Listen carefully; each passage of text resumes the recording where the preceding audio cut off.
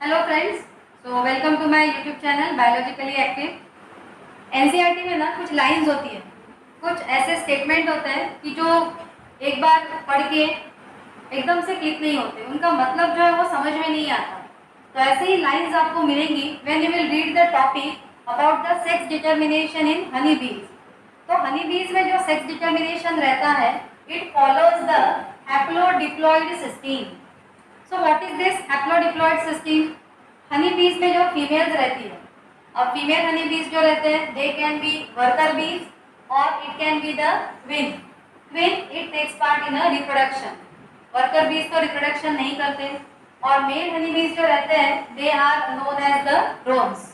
ठीक है, तो female honey bee means queen जो रहती है, इट इज डिप्लॉयड।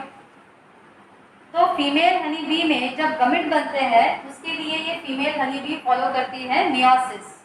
मियोसिस से गमिट बनेंगे, गमिट्स बनेंगे मतलब क्या तैयार होने वाले हैं? एग्स। एंड मेल हनी बीज मतलब ड्रोन्स, इनमें जब गमिट्स बनते हैं, then at that time they follows the mitosis. So female honey bees gametes बनाने के लिए मियोसिस फॉलो करते हैं एंड मेल हनी बीज माइटोसिस फॉलो करते हैं for the formation of gametes, because they are already haploid। समझ में आया? Male gametes are also known as the sperms here। अब ये जो मेल गमिट्स है sperms, they will fuse with the female gametes और eggs of the honey bees। तो हनी बीज के जो एग्स मेल के स्पर्म्स के साथ में फ्यूज होंगे, they will produce the diploid zygote and ये जो diploid zygote रहेगा, it will develop into the female honey bees।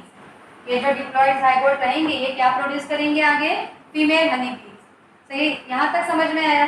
अब जो एग्स फीमेल हनी बीज के विदाउट फर्टिलाइजेशन रह गए, okay, some eggs of the female honey bees are without fertilization, मतलब अनफर्टिलाइज्ड रह गए हैं। सो ये जो अनफर्टिलाइज्ड एग्स रहते हैं, मतलब हैप्लॉइड एग्स रहते हैं, they will develop into the male honey bees only. और इस प्रोसेस को पार्थेनोजेनेसिस ऐसे बोला जाता है। Okay, so this process is known as the parthenogenesis. So eggs that fuses with the sperm produces diploid zygote, it will develop into the female honey bees, and eggs which are without fertilization will develop into the male honey bees by the process of parthenogenesis। ये हमको पता है। अब NCERT में lines क्या दी है? तो NCERT में लाइंस ऐसी है कि मेल हनी बीज can only have mother not a father. तो पहले वो समझ लेते हैं। सी, ये जो मेल हनी बीज है कैसे डेवलप हुए? फीमेल के अनफर्टिलाइज्ड वाले एग्स से, मतलब इनको फादर रहने का कोई चांस ही नहीं है। समझ में आया ना? मेल हनी बीज जो है ये कैसे डेवलप हुए हैं? फीमेल के अनफर्टिलाइज्ड एग्स से, मतलब फादर होने का कोई भी चांस यहाँ पर नहीं। So male honeybees they only have the mother but not the father। Okay, अब male honeybees के जब gametes बनते हैं, they are already haploid, so they produces gametes by mitosis। और उनके गमेट फीमेल एग्स के साथ फ्यूज होके नेक्स्ट जनरेशन में कौन क्रिएट करता है? Only female. Means male honeybees can reproduce only the daughter bees, they cannot have the son। But ये जो इनकी डॉटर है, इसका जब आगे रिप्रोडक्शन होगा, at that time the daughter can produce the son. तो ये जो डॉटर के सन रहेंगे, ये इनके कौन हो गए हैं? Grand son.